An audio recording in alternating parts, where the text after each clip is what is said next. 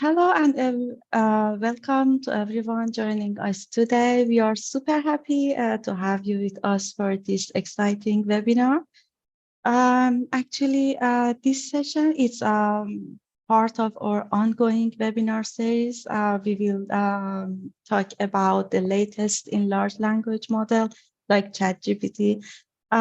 These models are making big changes in many areas. Our main goal in this webinar series is to explain how LLMs are changing industries, different industries that we know around us, from healthcare and finance to education and customer support. LLMs are helping people to communicate better, to do tasks faster, and make a smarter decision.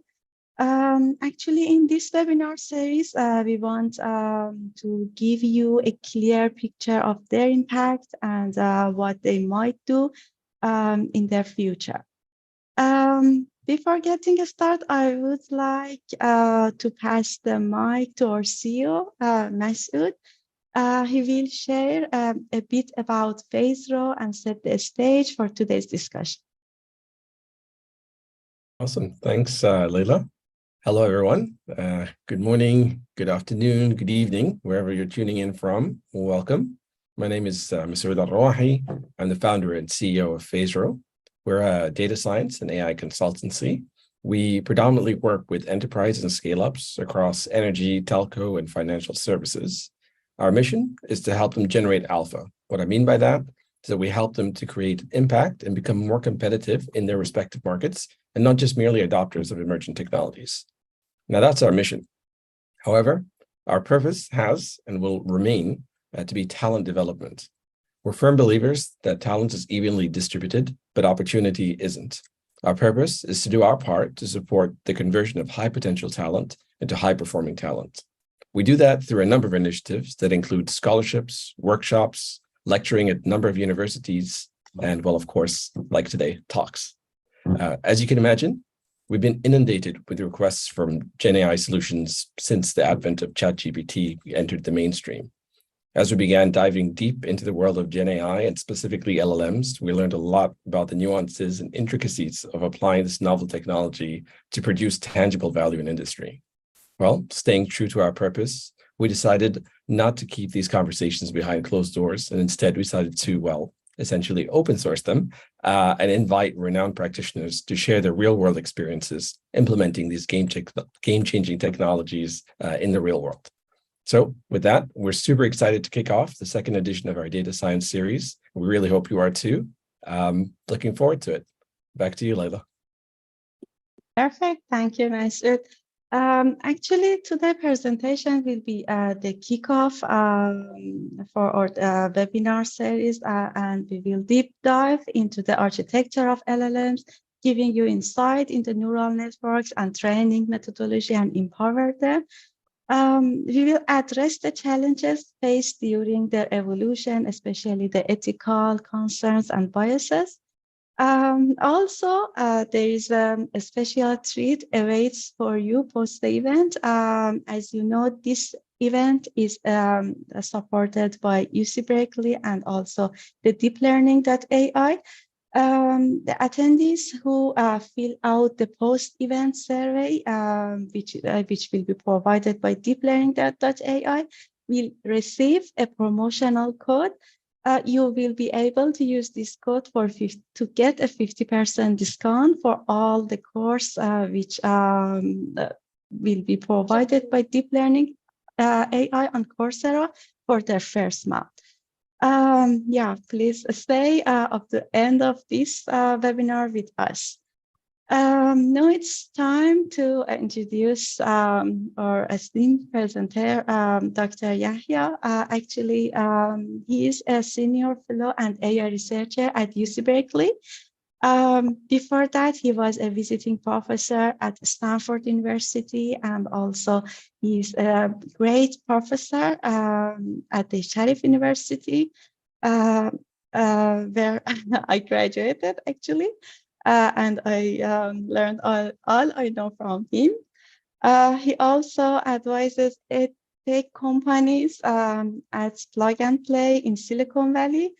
Currently, Dr. Tabesh is focused on developing an AI-based cognitive learning system to help students become better problem solver and foster creative learning by using AI technology. And also in 2010, Dr. Yahya received the EDUS International Award for his outstanding and long-lasting contribution to improving math and computer education. Yeah, we are super excited for your talk, Dr. Yahya. Therefore, we don't want to wait you more than this. Please. Okay, thank you, Masood. Thank you, Leila. And thank you, PhazeRo, for supporting and organizing the webinar series. I am very excited to be with you, and thanks to, as you said, also Deep Learning AI is supporting, and also we are just in Berkeley working with the American University of the Middle East. You have been there also, and so I am excited that this series can go to all our partners now. Okay, so let me start. Just I am going to bring out just high-level things for you, just for fun. This is the most important thing, to have fun like this. So let me start with a short video. Is a short video, and this is just over the chat GPT. And only let us look at this video. That's get more fun, and then is super duper fun, and then I will go to a little bit more high-level introduction about the large language model. Let me start with looking. The video is about someone asking about the chat GPT, about for his daughter, 5 years old daughter, that is looking for a sunflower hedgehog, that what is it look like, and then it goes to the daughter is calling it Larry, and they call it just conversation about this hedgehog, and later on finally things like this. Let us see this short video, see how, and finally it will end it with the telling a story about this hedgehog. Let us see, maybe I can maximize. Yeah, my 5-year-old is talking about super duper sunflower hedgehog. Now this is the how they responded to ChatGPT, and they call it name is Larry. Yeah, this is Larry's home. Yeah, now is more. All is designed by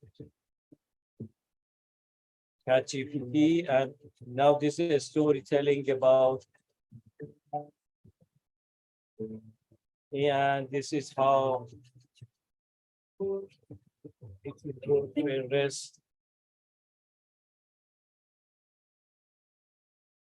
So yeah, this is all by ChatGPT and all. Let us finish the video, keep the copyright. Yeah, okay. So you can see how this conversational AI is going to change everything, and all is coming because of computing power. This is, you may know Dr. Engelberg is inventor of this mouse, and is one of the pioneers in the Silicon Valley and at Stanford about this AI revolution, and also about this digital revolution few years ago. And now he's saying that how much computing power is important, and how much this computing power is going to change everything. And there is just an idea about that. They say now we are in the age of artificial intelligence, and AI is, they call it, is the new electricity. And it's just how the AI change, how electricity changed everything in all industries 100 years ago. Now AI is going to be in various aspects of life, from powering homes to industries, and how electricity enabled. Now AI is on similar trajectory and is a general purpose technology. And this is the important. I will go back to it, how this AI is going to change all the aspects of life, especially generative AI will change everything sooner or later. And we should go through it, and we can see how we can apply it and how we can use it. And I can go a little bit talking about how it's happened, how it started, and how it's birth of AI. You know, we know all of them, all of what happened. It goes back to mid 20th centuries. In 1950, the famous computer scientist Alan Turing published a paper, the first paper about artificial intelligence. He brought the idea about that, can a machine think? Or, and later on, he brought the idea of Turing test. You know, Turing is famous in computer science. He brought all the ideas of theoretical in the Turing machine. We can see the theoretical computer, and later on, idea of programming come through his great work on the Turing machine. And now the first paper published about the artificial intelligence in 1950 was by Alan Turing, and he brought the idea of Turing test. Turing test is said that can a machine do, if a machine can do anything that you cannot recognize, if it is machine or it is a human. So this is the Turing test, and all now is happening, the dreams of the Turing. Later on, some scientists at Stanford and MIT followed the idea that Turing brought about artificial intelligence. In the mid-1950s, John McCarthy at Stanford and Marvin Minsky at MIT, they worked more and more on the artificial intelligence. They organized a conference. John McCarthy, the guy in the bottom, he was the guy that brought the artificial intelligence. They call these new subjects artificial intelligence. And they did a lot of good things. They developed a lot of good algorithm, and a lot of good things happened about the gaming and things like this, working with robots and things like this. But I go faster, and but the thing that happened, they call it AI winner. In 80s and 90s, they didn't, the artificial intelligence couldn't go so much fast. No, not so much interest about investment in the AI. The reason was that because you need more computation power when you want to work with the AI algorithms, and the computing power was not so ready. And so what happened we call it in around 2010, it happened that is reverse of AI. What happened was that the new technology about the hardware, about this in computing power increase in this GPU and things like this. And so again, was an opportunity to develop the AI algorithms and how it can work. And it was the reverse of AI happening around the 2010 and start going fast and fast. And what happened? Deep learning as in the core was the most important thing. And later on, we can see how this generative AI in the landscape brought new ideas. If we look at the AI paradigm, now deep learning, machine learning is all about, and deep learning is in the core. And the most important thing that we should consider in the classical programming, we just give the rules and data and look for answers. But in machine learning paradigm, we just give data and answers and just bring out the rules. And this is how we can use these rules for prediction on, or controls of any phenomenon that we can apply these algorithms and this technology of machine learning. So this is what is happening. And another most important thing that happened in 2017 was publishing this paper by some Googlers. This is the most important, this first paper, one of the most important papers, research papers published in 2017, brought the idea of this LLM, large language models, and also this generative AI. Is just I will share my slide with you, and this is the link of the paper. Paper is also on this slide. You can look at it. This is one of the most important, brilliant papers that brought the idea. I will go to talk about a little bit about the algorithms that they suggested. And it was, again, brought an inflection point for us, that we can now look at the AI landscape, what's happening. I have to say, AI is a collection of tools. Supervised learning, unsupervised learning, and now generative AI and reinforcement learning, they are all on the way. This collection of tools, these are how this landscape is formed, and how we can use these advanced technologies, and how we can see how they are going to change everything in our life, in industry, education, and things like this.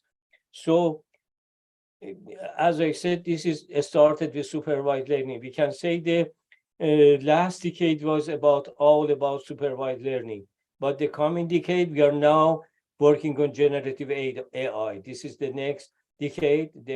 Is about all generative AI and how it is going to change technology, and also how the application is going to happen. You can see as I said, in the last decade, everything was about this supervised learning. What was that? We had an input and applying the algorithm of supervised learning and get an output. So this was how happened. Just let me bring some examples, remind you what is happening about it. Somehow, maybe this first example is about emails.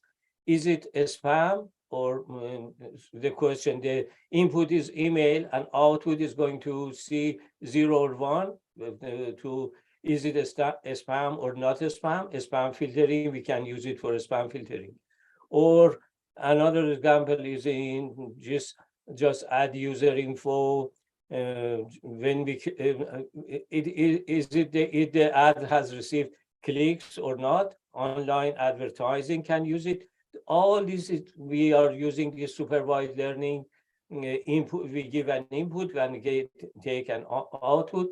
Or in restaurant reviews, we can see positive or negative reputation monitoring, that how it's happening. These are simple examples, but very much more advanced examples about this supervised learning is happening. And how it works, when we go to walk through the workflow of this supervised learning, for example, build a system to label restaurant reviews, collect few data points, or collect a data set that we are some sort of things are positive, or some sort of things are negative. These are the 0, 1 here, positive and negative responses. If we collect this data, we can just label them, and we can use them to, in new cases that we can see, you may get thousands of data points, training examples, and get the labeled data, just train AI model on the data, and run the model, and you can see if you now bring the best tea that I have ever tasted, just it goes to be a positive response that we can receive justice. So this was how supervised learning. We just get some data points. We just train the system, this train AI model, and then we can run it, and we can have more idea about how the responses are. This was, as I said, more about supervised learning and how it was affected last decades. I may go faster, you know, all of this. As I said, we can say this 2010 to 2020, it was the large scale supervised learning. Now we are in the how we can use supervised learning and generative AI, developing things like this. And I may say generative AI is in this decade. How it works? Just you bring out a prompt. Text generation process is how generative AI is working and LLM model is working. You just bring a prompt. I love eating, and AI output should be bagel with cream cheese and the other things that we can have it. And how it works, you generative AI is built using supervised learning A to B repeatedly and predict the next word by the some sort of the probability that we can see now. My favorite was a bagel with cream cheese. This is how it starts with my favorite food is A.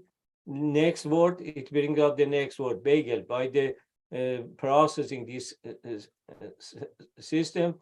And my favorite food is bagel. Again, next word coming with, and next, finally, the cream cheese can come with it. So this is how it works and how it is bringing out when we train a very large AI system with a lot of data. And you know, this like ChatGPT is hundreds of billions of words. We get a large language model like ChatGPT, and this is how we can use, how we train the system and how we can receive when we have a text or a prompt in any way. Could be I can say it could be a text, it could be I would say a drawing, whatever it is, and we can have an output and a response out of it in through this kind of system. Let me tell you more about, and this is also about the architecture, that how they are using this, just what they suggested in the famous 2017 paper. And you know, this is the input, and it goes to a output like this. You can use and see output, bring out the probabilities of the next word, and in a very different fashions you can find out the possible next words in the probabilities. You can go in a random way, you can have a temperature. These are the good things that new technologies are developing, and with all I would say all the super ideas come through it, how we can apply and how we can bring more new things about this, and how we can use this kind of this architecture about it. And as I said, this language model is a machine learning model that aims to predict and generate some sort of language, and auto-complete the language model.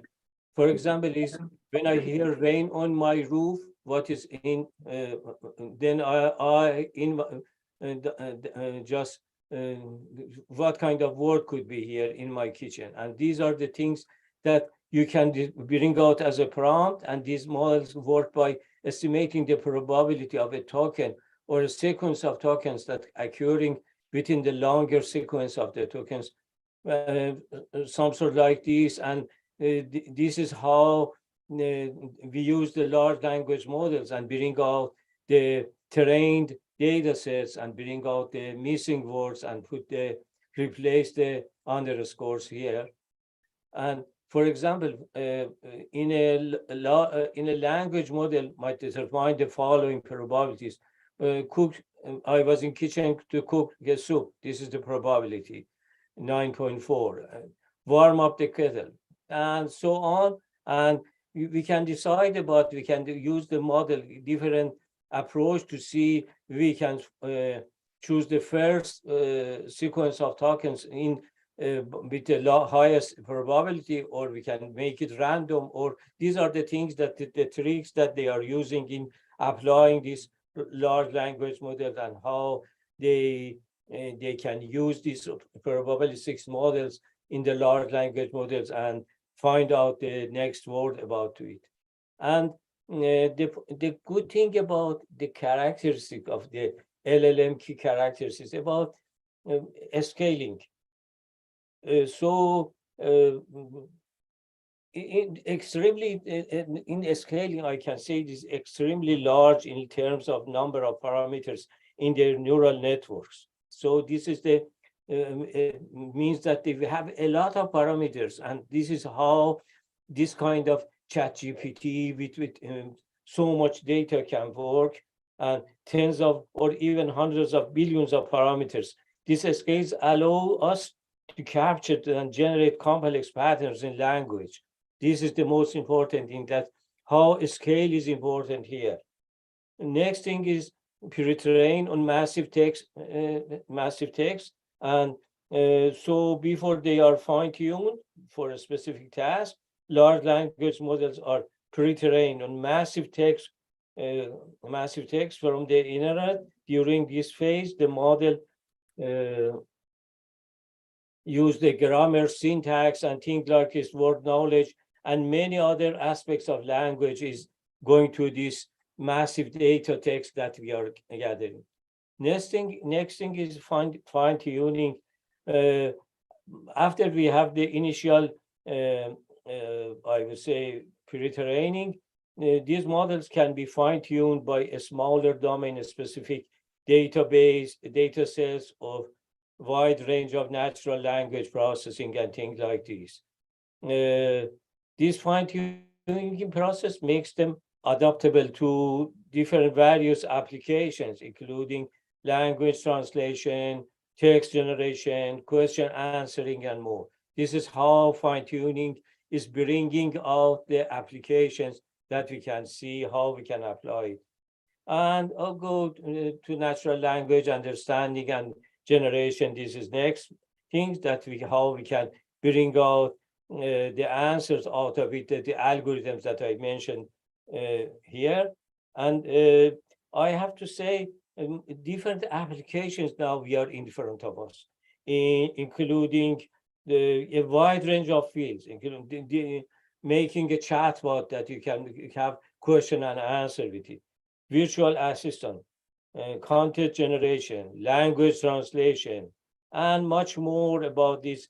Even scientific research is going to be I would say, the paradigm is going to shift paradigm to the new applications. And this is everything will be under this, we are in an inflection point of this, how generative AI, it can go and change everything, all the applications that we can imagine.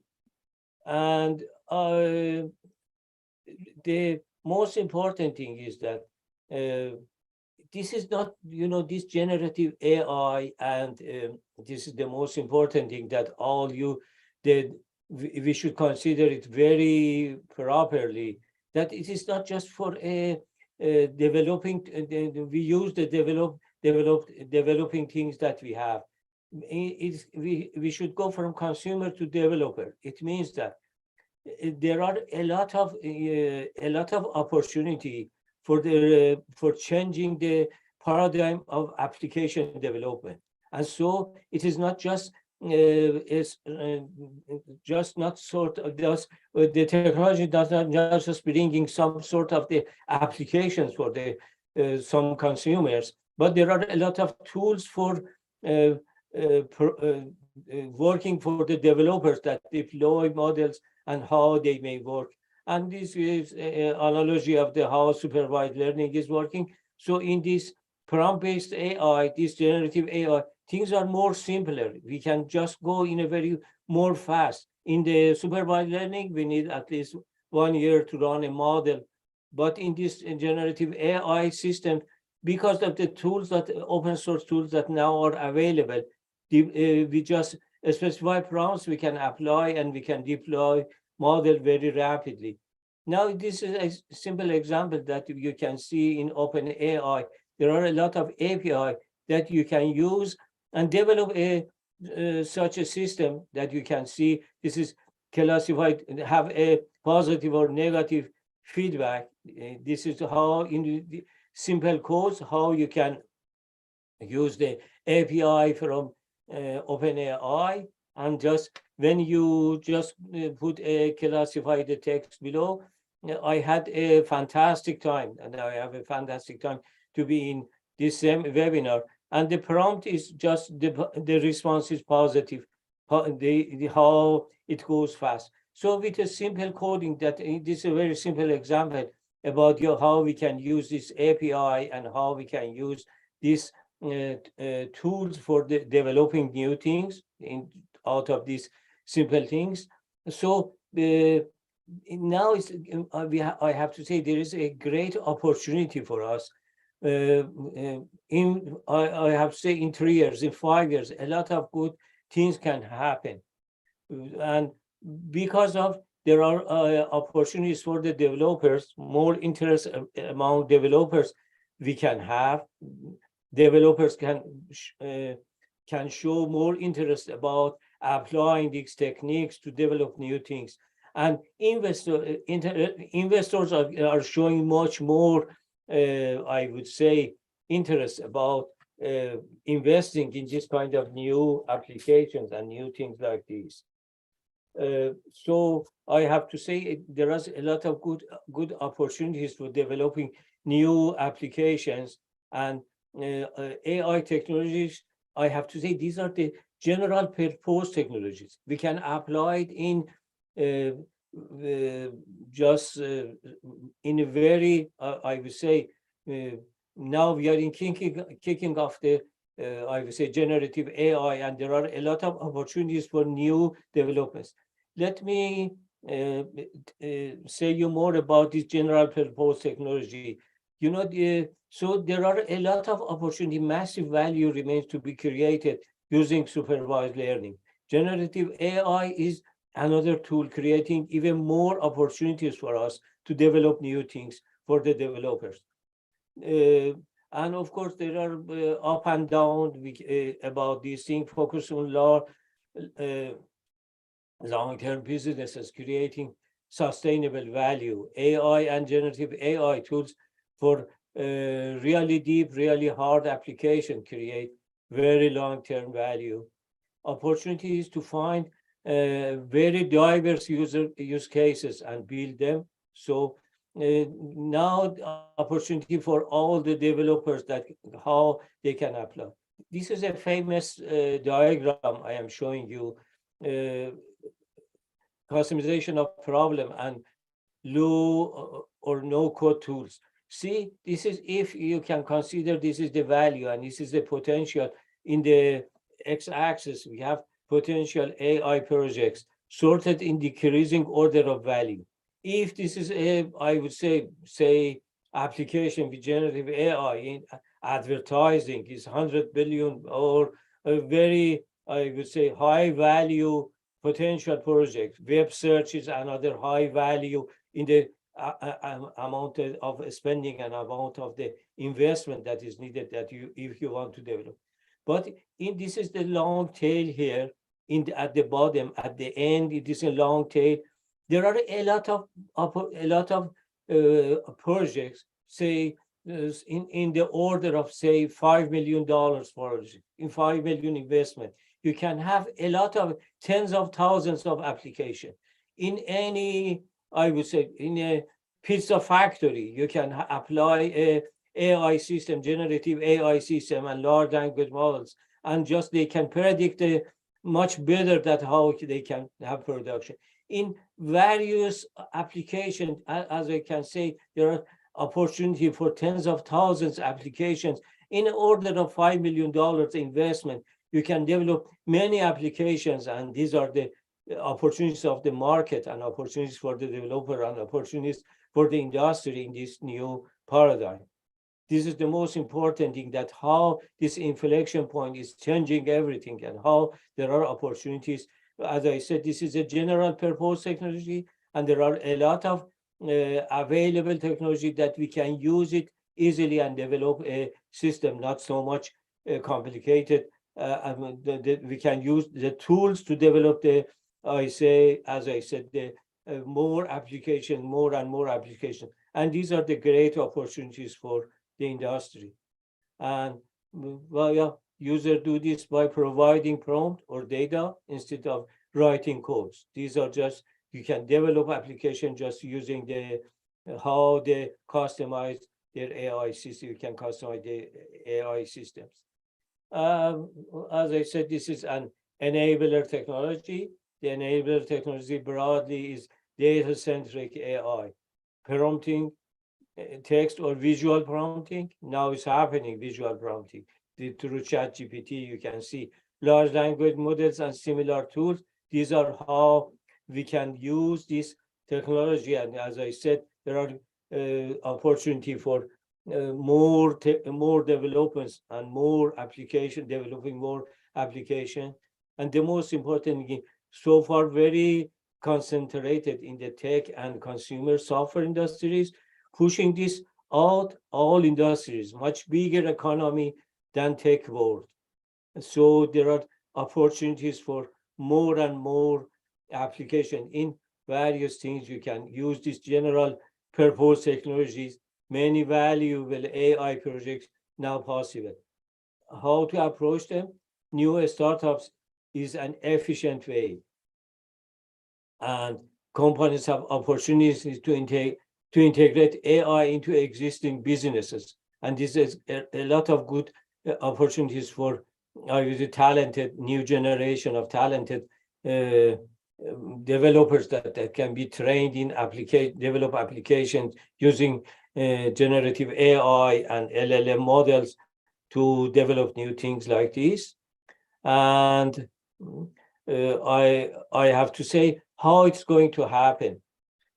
So if we can go, we can see in the hardware level, there are companies such as NVIDIA, Intel, AMD. In infrastructure, yeah, we have AWS, Google Clouds, and maybe much more about this is the infrastructure that, so these are the ready, we can use them and we can develop applications. And developer tools, OpenAI, Landing AI, Google, a lot of things like this. All the developer tools also are available. And upon all these, we can have applications. And as I said, this is a general purpose technology, and this is great opportunity for developing these new applications. And I have to say, some sort of, there is another question that always in the communities we are talking about, is just a general purpose, I would say GPT is enough, such as ChatGPT or similar things like this, or we need a special purpose GPT systems.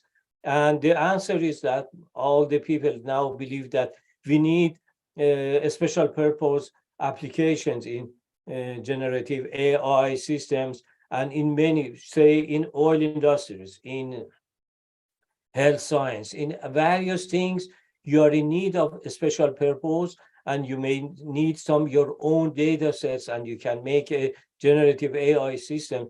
These are the opportunities for application. And I said the best model is when the startup companies can be focused on those new applications, developing new applications. And also, I have to say, the inside the big corporations also, there are opportunities for developing new things, developing new applications and new tools in a, as I said, in a special purpose generative AI, and using them. And this is the great opportunity for the industry and for the human resource development. And these are how we can focus on the more human resource development and developing more applications like this. I may stop here. I will share my slide with interested people. I put in PhazeRo can put it in your hand. And also my final words, maybe we can look the future and see, as I said, AI is going addressing very complex problems, and we should learn about AI and how we are going to addressing these complex challenges. And of course, developing skills, AI skills, and with human skills, these are the machine intelligence for positive real world impact using AI. And now I can stop here. And I said I am very positive about applications of AI and how we can have a better world, AI for good and for real world impact for in future. Thank you so much. I may stop here and just any question answer, we can go through it. Perfect. Thank you so much, Dr. Yahya. It was a very insightful presentation. Actually, I would like to start the question and answer part by the question from myself. Actually, according to the example that you have shown, the first one, which was the supervised learning for a sentiment analysis, and the second one, that the same problem, it was just only one text with Gen AI could answer and make clear that the sentences were positive or negative. By this huge change in the AI and machine learning domain, and also according to your experience with teaching these courses to the students, do you believe still if a person would like to start to be a data scientist, a AI researcher, engineer, needs to learn about those mathematical fundamentals that is behind the supervised, for example, learning, or it's better from now on the people more attention to learning more about prompting and also how they are able to provide a machine learning model only just by prompting instead of going to the direction that using supervised learning, learning the mathematics behind that, and so on. Okay, very good question. Yeah, my answer to this is just, we can go through just, I may say applied artificial intelligence. In applied artificial intelligence, you should be aware about the fundamentals, fundamental ideas and the techniques and all the theoretical aspects. Just the concept, get the concept as I think is enough. We are not in need of go to deep details of the mathematical, I would say, theorems and proofs and things like this. If we just getting the basic ideas, the most important ideas, and understand about the, I would say, the paradigm that we are working on it, then we can develop more applications. We can see, we know about how the things are going to happen in the background, and we can just use the tools and develop more applications. So we can go to a very, I would say, of course, you should know about the basics of the data science and advanced data science and this kind of everything like this. And when you go and learning about the basics and the conceptual ideas, then you can easily apply the concept to this prompt engineering and also this generative AI, and you can learn more techniques. And of course, this is not just all of the sudden training. You need to be focused, you need to work on it. But I'm saying that I believe we can go in not a shortcut. We can go, I would say, digest the concepts and just basic ideas that could help us, that can go in a very shortcut to applications. Now, of course, if anyone is interested to develop new algorithms or working on more theoretical way, they should spend more time to get the more fundamentals of mathematics behind everything, and these are algorithms behind everything. And if they want to work for application development, you can go more fast. This is my answer to your good Perfect. question. Thank you so much. It was great answer. Perfect. Any other question from Dr. Yahya?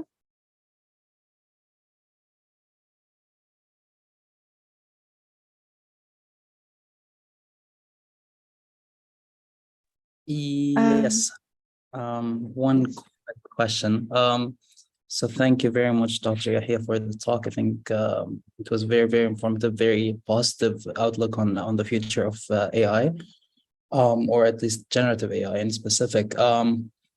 We as a company in PhazeRo, we have delved and tried to work on projects that contain generative AI, specifically in developing chatbots. And one of the, I guess, the biggest aspect of such development falls in evaluation, because in a lot of times these evaluations are subjective, and we haven't found a technique in developing such large language models where we would be able to evaluate objectively to determine if the chatbot application is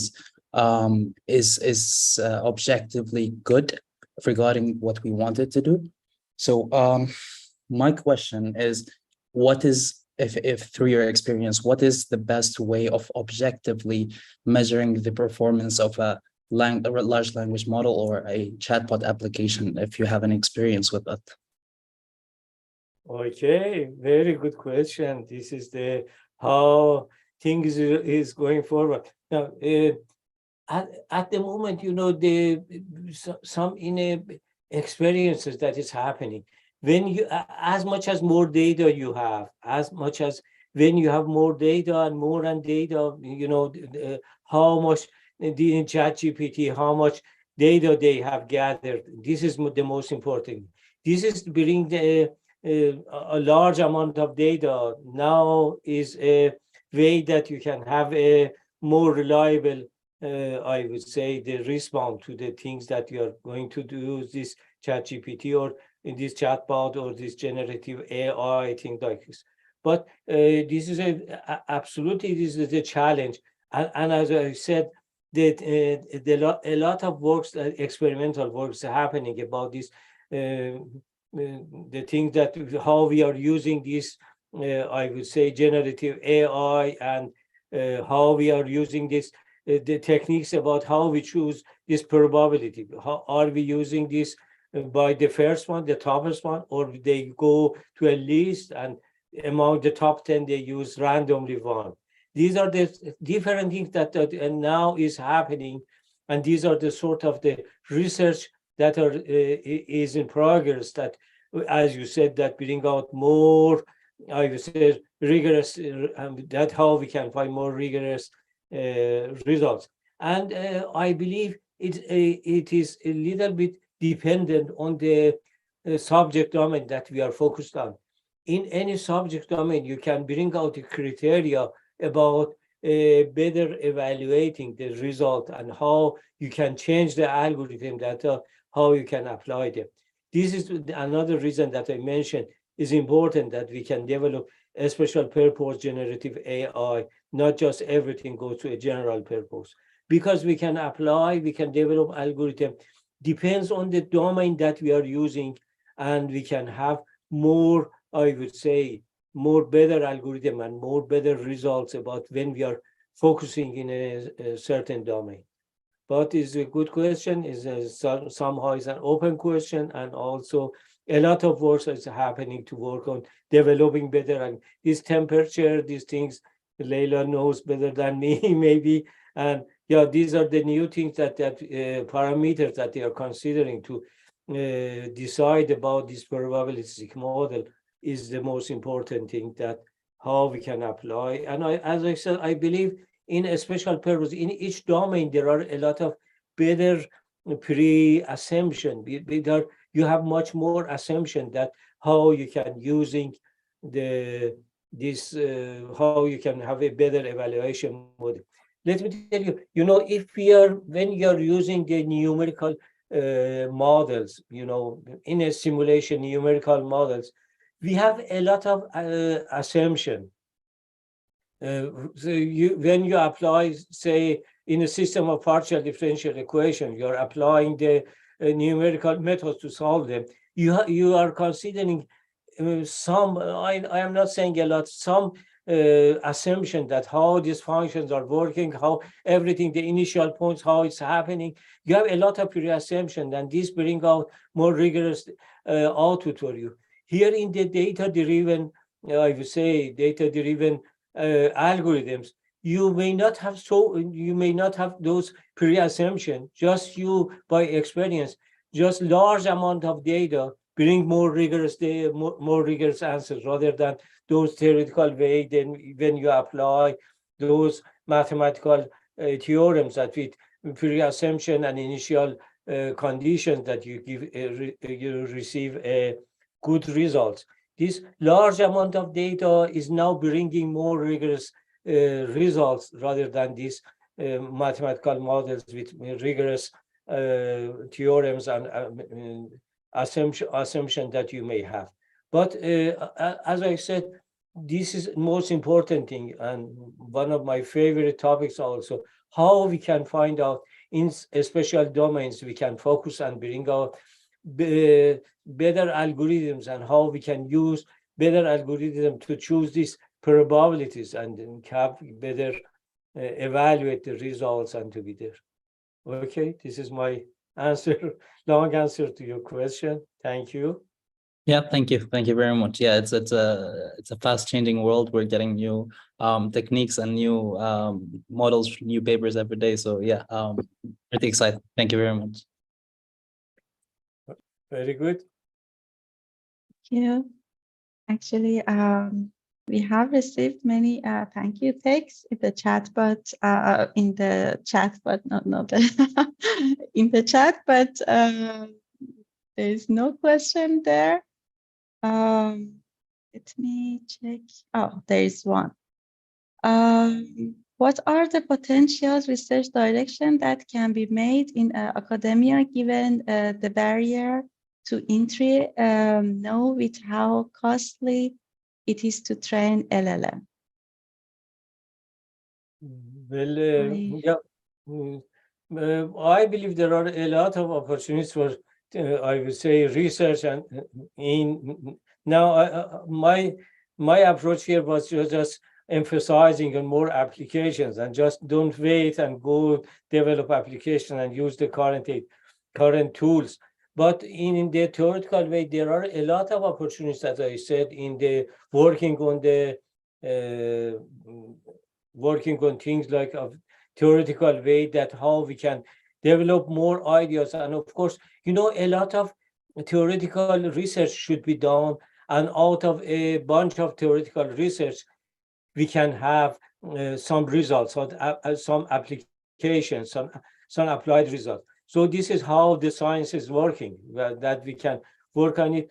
Here is, I took this model architecture out of the paper that I mentioned, and link is in the slides. Then you can see this is how there are a lot of things that we can think about it in a, I would say, rigorous way, and in a academic research working on this generative AI. And as I said, in the academic research, you should not expect that all of the research could have that immediate results in the changing the algorithms. When you have a bunch of, in many aspects of science is happening like this. A lot of, I would say, individual efforts or teamwork efforts, a lot of, I would say, separated efforts, when they will combine together, then you can have a good results in application, in the drug discovery, in everything like this, in many different branches of science. When you work on different things, and group or teams or individuals working, when you combine, I would say, individual result, they all together can bring out a good applications. Now it is also like this. A lot of work should happen in this generative AI theoretical aspects, and as I said, we should not expect all of a sudden through any further theoretical development and theoretical papers, we should have a immediate result and immediate changing the applications. But when happens to be many, I would say, researchers working on it, and things like that happens about this more and more, I would say, separated results, then finally they will be combined, and it will happen, just more application, developing better algorithms and developing things like this. This is how I believe it will work. Perfect. Thank you so much, Dr. Yahya. There is another question about how can we deploy a machine learning model using LLM? Is there any free one? Well, of course, you should go and learn about these tools and learn about this. A lot of open source tools are available. You should go and learn about these things and see how you can apply these, I would say, tools and open source tools. There are more available, and you can study them, and you can learn about how you can apply them. Then you can apply this LLM and develop new applications like this. When you learn about the more tools like these, just I brought the high level ideas about what's happening, but to be more practical, you should learn about the more, I would say, techniques and more details of the tools, how it works. And there are a lot of good opportunities, and there are a lot of open source things available that you can have access to them.